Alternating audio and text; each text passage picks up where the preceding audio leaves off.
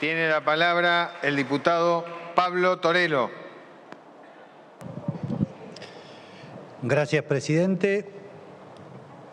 A las dificultades que trajo la pandemia, también los argentinos tenemos que agregarle todos los días alguna mala noticia que nos anuncia el Gobierno Nacional. Ya todos sabemos que en realidad el plan es la constante improvisación, el empobrecimiento generalizado de la sociedad y el desincentivo y ataque a quienes producen y trabajan. Hoy esa mala noticia en este plan de improvisación constante la damos desde el Congreso Nacional, creando otro nuevo impuesto después de un año de profunda crisis económica. Entre este impuesto y el impuesto al viento, que ahora es otro nuevo más, ya tenemos casi 170 impuestos. Los felicito. Si hay algo positivo de este proyecto es que por lo menos le han cambiado el nombre de impuesto y le han puesto de aporte solidario. Por lo menos un poco de vergüenza en poner un nuevo impuesto tienen y lo esconden desde ese lugar. Nadie puede afirmar honestamente que esto no es un impuesto y tanto es así que va a ser muy importante porque hace la inconstitucionalidad de esta ley, la que probablemente sea judicializada y, como decía un anterior opinante, probablemente recaude poco también. No es congruente pensar que incrementando los impuestos y acrecentando la presión fiscal sobre las empresas y la sociedad mejorará la situación del país. Eso habla de un enorme desconocimiento de cómo funciona la economía.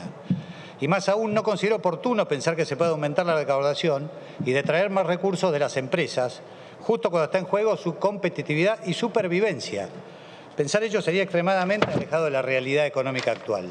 Cualquier nuevo impuesto ayudará a desacelerar la economía, a alejar inversiones y disminuir el ingreso de todos los dólares que tanto necesitamos y dice el Gobierno necesitar. Por el contrario, entiendo que para mejorar el crecimiento necesitamos disminuir la economía informal, mejorar el acceso al crédito, etc. Considero que este proyecto va a provocar solamente efectos negativos en la actividad agropecuaria, lo que implicará menos producción y reducción de empleo. En ese sentido, quería hablar un poco de lo que son las pymes agropecuarias, a las cuales ustedes dicen que no va a afectar. Una pyme agropecuaria normalmente tiene todos sus activos en bienes productivos, no especulativos, y esos están en cabeza de los productores.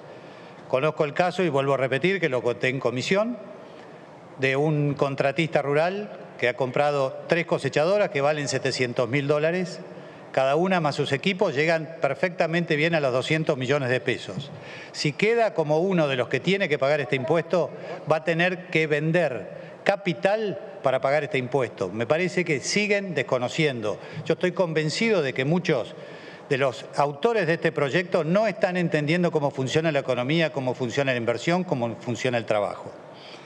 Así que llegamos a esta instancia porque existe un desconocimiento total de esto. Asimismo, este proyecto no mantiene las exenciones que fija la Ley de Bienes Personales. Por lo tanto, vuelven a insistir sobre solamente activos y no pasivos, y eso es un error básico.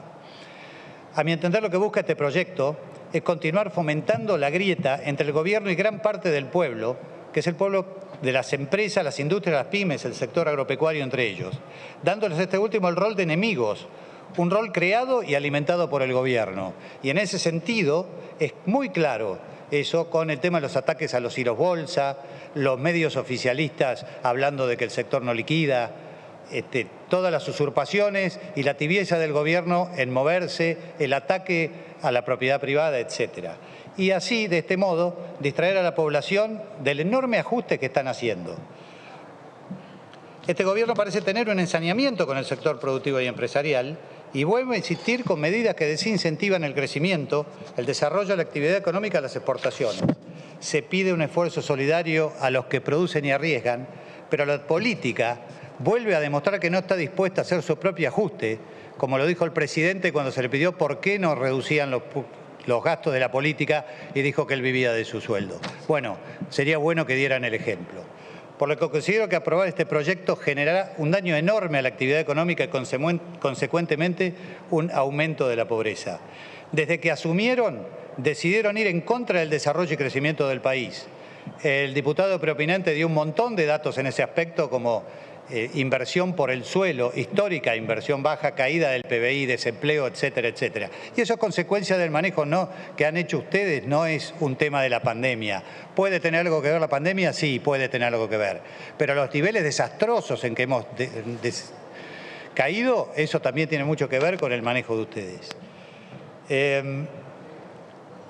Y además tenemos una larga lista de empresas que se están yendo del país por estas malas políticas.